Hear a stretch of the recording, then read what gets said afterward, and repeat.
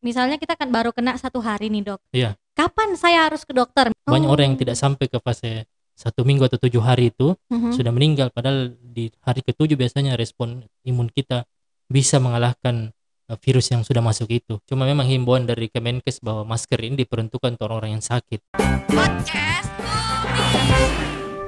Bismillahirrahmanirrahim. Assalamualaikum warahmatullahi wabarakatuh. Podcast Umi kembali hadir menjumpai Anda di siang hari ini. Rizky Amir kembali pendengar dan juga penonton dari channel YouTube Umi Makassar ya. Dan siang hari ini saya akan membahas sesuatu yang lagi happening, dibahas di seluruh dunia. Apa tak lain adalah tentang virus corona atau yang kita kenal bersama dengan COVID-19. Nah, saya sudah kehadiran tamu spesial.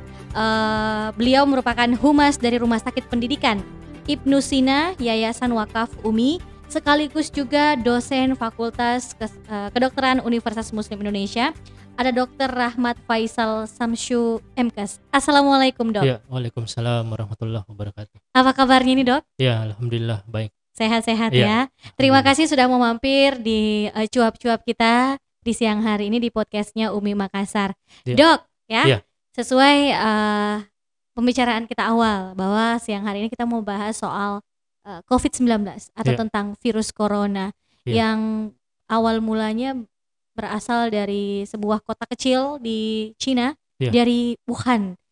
Sebenarnya virus corona itu seperti apa dok? Yang namanya virus sebenarnya dia juga merupakan makhluk hidup sama seperti kita. Jadi virus, bakteri, cuman virus ini tidak ada baiknya. Beda kalau bakteri ada bakteri baik, ada bakteri jahat. Ini virus tidak ada. Seperti kita juga, dia hidup dan terus membelah diri, mengalami mutasi. Jadi tadinya mungkin cuma 1 berubah jadi 2, berubah jadi 3. Karena pada awalnya sebelum corona ini muncul, sudah pernah muncul sebelumnya di tahun 2003 yang biasa kita sebut dengan SARS. Ya, awalnya katanya dicurigai dari hewan, makanya dinamakan zoonotik. Bahwa ini dari virus dari hewan kemudian bertransformasi ke manusia. Ya, sehingga dinamakan corona. Iya. Apa sih gejala dari virus corona ini? Karena akhir-akhir ini begitu tahu bahwa Indonesia sudah ada yang terkena virus corona, akhirnya penimbunan masker dan antiseptik itu sangat luar biasa, dok. Mirip-mirip penimbunan sembako ya kalau kita lihat. Iya, betul. Yang namanya virus berarti dia akan mengakibatkan suatu penyakit yang menular.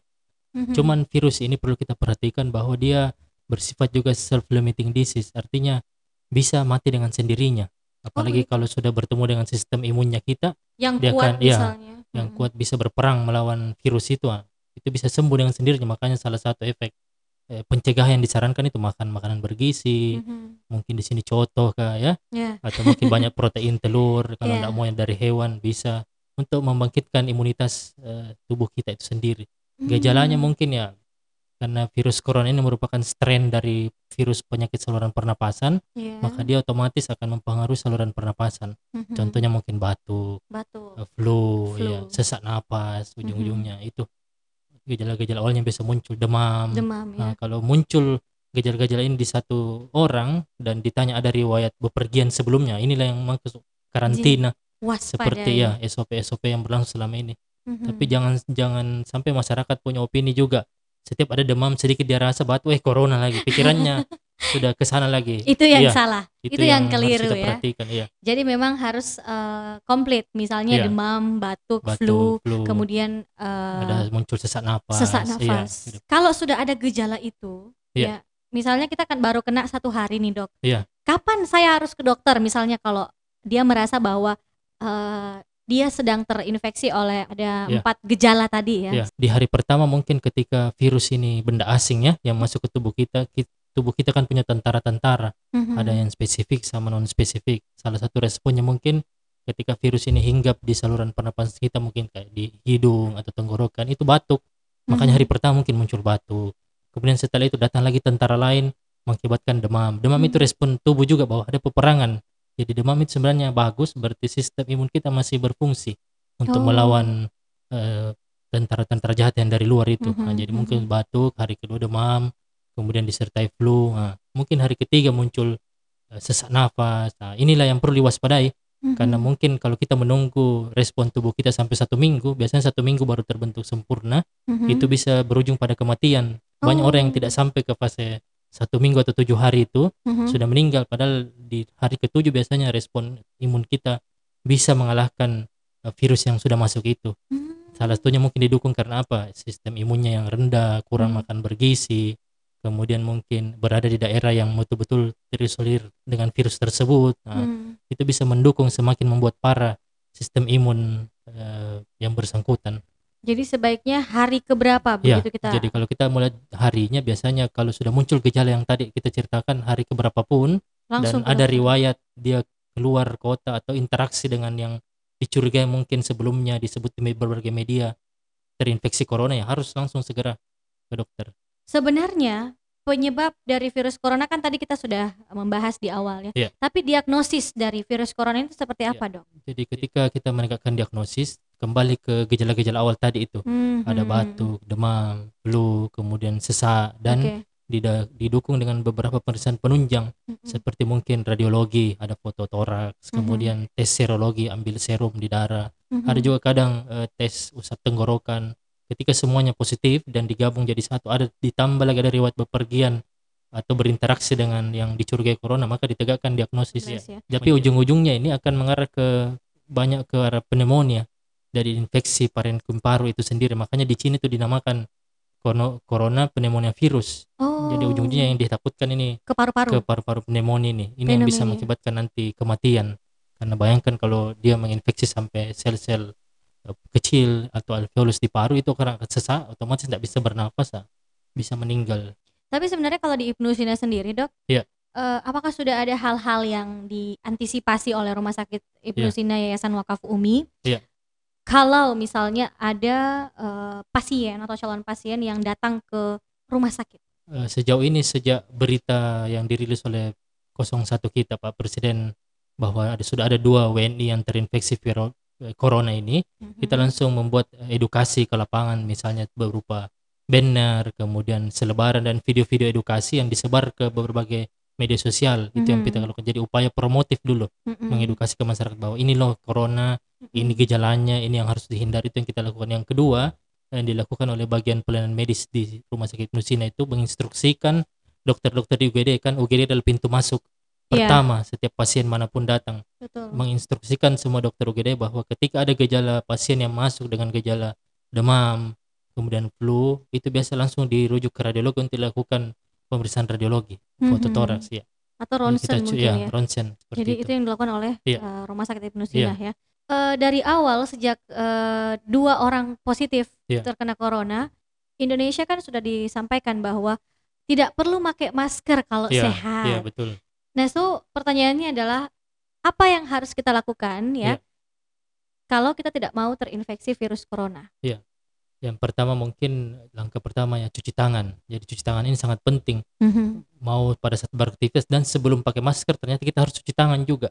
Jangan sampai tangan kita ini memegang masker yang tadinya masker itu steril, tangan kita belum dicuci kita pegang, ternyata ada virus atau bakteri dan kita pakai masker itu, berarti sama juga. Ikut juga numpang di situ. Jadi langkah pertama adalah cuci tangan, tapi bukan sembarangan cuci tangan, karena di sini kita harus memakai hand sanitizer yang punya kadar alkohol sekitar 70-75%. Tapi kalau cuci tangan pakai air gimana, Dok?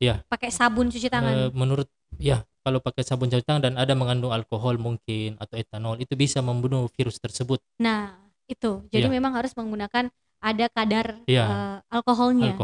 Kemudian antiseptik yang bisa membunuh virus bakteri di lapisan-lapisan kulit. Selain cuci tangan apa lagi? Yang kedua mungkin memakai masker. Pakai masker. Sudah betul tadi. Cuma memang himbauan dari Kemenkes bahwa masker ini diperuntukkan untuk orang-orang yang sakit. Tapi kalau memang merasa sakit, boleh pakai masker. Dan kalau memang tidak sakit tapi akan bepergian keluar kota mungkin atau keluar provinsi, lintas provinsi, boleh menggunakan masker karena akan berinteraksi sama orang banyak di bandara, mungkin di pelabuhan, itu boleh pakai masker. Tambahan juga untuk masker ini, dia bertahan menurut penelitian sekitar 4-6 jam saja. Jadi kalau sudah 6 jam biasanya harus dibuang. Makanya dia sekali pakai 6 jam. Kadang kan orang sekarang simpan di kantong, besok dipakai lagi 3. Ini justru tadi penyakit ini. Masih masker, bisa dipakai. Pakai lagi jadi ada waktunya ya. Walaupun kita di dalam ruangan, Dok? Walaupun dalam ruangan. Jadi ya, harus kan diganti. Kita bernafas juga terus mengeluarkan bakteri ke virus yang kita tidak sadari, dia bisa hinggap di masker itu, makanya harus diganti. Oh, tetap harus diganti ya. 4 Tapi sampai kita 6 jam. lihat sekarang ini kan banyak sekali model-model masker ya. yang beredar. Iya, Bahkan betul. mungkin Dokter Ical sudah pernah lihat di salah satu penyiar atau reporter salah satu Iya. televisi di Indonesia itu menggunakan kayak masker perang. Masker, iya. Itu gimana, Dok? Iya, ada mungkin masker medis atau mungkin masker N95, N100 itu. Ini semuanya mirip-mirip, cuman yang membedakan satu dengan itu adalah pori-pori. Ukuran virus itu kan kalau macam corona ini sekitar 200 sampai 250 mikrometer. Nah, menurut penelitian bahwa masker medis ini yang biasa-biasa beredar ini, dia pori-porinya 300 mikrometer. Jadi otomatis secara logika bisa lolos virus tersebut. Makanya biasa yang ada yang kita lihat orang luar negeri pakai, dia double. Satu, maskernya. ya double lagi 2. Tapi kalau jenis virus N95, N100 memang pori-porinya kecil. Makanya virus yang dengan pori-pori kecil pun tidak bisa tembus untuk masuk ke dalam. Jadi memang selain cuci tangan, gunakan masker, gunakan hand sanitizer, apalagi? Mengkonsumsi makanan yang sudah dimasak. Oh, sudah dimasak. Iya, kadang kan ada biasa kita makan setengah matang. Iya. Atau mungkin seperempat matang lah ya. Iya, menurut penelitian juga mati di atas suhu 75, ada yang di atas 100. Jadi intinya pada saat suhu panas dia mati. Itulah juga kenapa epidemiologi kita pelajari sekarang bahwa kenapa dia berkembang pesat corona ini, kan musim hujan. Suhunya. Sekarang ini ya. Selain itu apa lagi, Dok? Ya, jadi cuci tangan, masker, kemudian makanan tadi ya. Ya, yang terakhir ini biasa olahraga. Harus dikonsumsi olahraga ya. Jadi kadang ada yang beranggapan bahwa gara-gara ada corona saya tidak mau keluar rumah. Bagaimana di kamar terus ya. Padahal ini kita harus bergerak, olahraga. Bahkan disarankan dari Kemenkes, kalau perlu kita harus olahraga keluar setiap pagi supaya terpapar cahaya matahari. Sinar matahari. Ya, ini penting sekali nih. Karena selain virusnya bisa mati dengan cahaya, kita juga dapat vitamin D gratis. Karena vitamin D tidak diproduksi oleh tubuh. Dia ada di cahaya matahari. Makanya kita perlu itu, iya. Tapi satu nih, sebelum kita closing, Dokter Ical, ternyata beruntungnya katanya kita orang Makassar ini karena ternyata salah satu hal yang bisa melawan corona itu adalah minuman khas kita, saraba. Itu gimana, Dok? Saraba kan ini nama minuman. Kita lihat komposisinya. Ternyata ada apa, jahe mungkin ya, atau apa biasa isinya saraba. Itu ternyata mampu meningkatkan sistem imun dari seseorang. Ya, makanya biasa kalau kita sudah minum rasa segar kembali, sistem imunitas kita itu terpacu untuk terbentuk. Jadi bukan cuma saraba, cuma mungkin booming ini karena kita punya minuman khas itu. Jadi yang protein tinggi pun telur atau makanan apapun yang punya protein tinggi bisa membangkitkan imunitas kita, dengan harapan di hari ke-7 sampai 10 itu imunitas kita sudah strike untuk melawan virus ini. Cuma kebanyakan kan kasihan korban ini baru hari ke-5, 6 atau bahkan hari ke-3 sudah meninggal, belum sampai menunggu imunitas sempurna dia sudah meninggal duluan. Iya. Padahal sistem imun kita harusnya bisa mengatasi itu. Uniknya ini juga penting. Sebenarnya ketika seorang sudah terinfeksi virus corona itu, sistem imun sudah mengenali juga. Jadi ada juga bahasa logikanya, dia punya potret foto bahwa ini virus ini sudah masuk ke dalam tubuhnya bosku, saya foto dulu. Nah, ketika dia terinfeksi yang kedua kali, itu akan susah lagi berulang pada dirinya karena imunitas sudah membentuk sel memori untuk membaca bahwa kok sudah pernah hadir di sini. Ketika kehadiran kedua, tentara sudah waspada dari awal bahwa ini sudah pernah bikin masalah dulu. Dia datang lagi, kita sudah antisipasi lebih jauh lagi. Jadi bisa jadi seperti ini, orang yang sudah terkena virus corona yang sembuh, itu kemungkinan kenanya lagi itu tipis. Dia memiliki antibodi untuk melawan corona berikutnya yang akan datang. Tapi jangan juga memandang sebelah mata ya bahwa saya sudah kena ini. Tidak akan kena lagi. Mengabaikan cuci tangan, masker, tidak seperti itu ya. Tetap ya. Terakhir ini Dok Ical, pesan untuk seluruh pendengar podcast Umi dan juga penonton dari channel Umi Makassar, kita harusnya bijak menghadapi yang namanya penyakit virus corona ini. Seperti apa? Jadi seperti yang diceritakan tadi di awal bahwa virus ini adalah makhluk hidup juga, dia akan terus berkembang, akan terus ada sampai kiamat. Jadi kita betul-betul harus menjaga keseimbangan. Kalau segitiga epidemiologi kan agentnya, hostnya, kemudian environmentnya. Jadi sebagaimana kita tidak berbuat salim sama diri kita sendiri, jaga kesehatan, makanan, sama lingkungan, jangan mengacaukan lingkungan, hal-hal yang tidak boleh dimakan jadi dimakan. Itulah ketika keseimbangan ini terganggu, muncullah virus atau bakteri ini yang bisa menyerang kita. Oke, terima kasih Dr. Rahmat Faisal sama-sama. Syamsu MKes, Humas dari Rumah Sakit Pendidikan Ibnu Sina Yayasan Wakaf UMI Makassar, dan juga sekaligus dosen Fakultas Kedokteran UMI Makassar sudah menyempatkan bincang-bincang di ruang podcast UMI Makassar. Oke, pendengar dan penonton, jangan lupa subscribe, like, share, komen podcast UMI Makassar dan juga channel YouTube kami di UMI Makassar, dan jangan lupa di follow Instagram kami UMI ACID, Facebook kami UMI Makassar. Izky Amir pamit. Assalamualaikum warahmatullahi wabarakatuh.